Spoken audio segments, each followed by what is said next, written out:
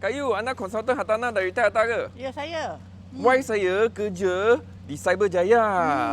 Tapi kan dia tak mau itu apartmen kondo. Dia mau rumah teres. Boleh dapat ke?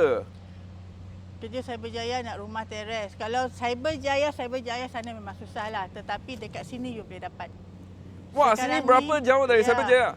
Tak sampai 30 km. Wah, 35 minit Lebih kurang lah 35 minit. Oh, okey lah. Rumah pun harga berpatutan, harga marahain, harga yang saya yakin anda boleh mampu untuk rumah 2 tingkat yang macam ni. Cantik tak?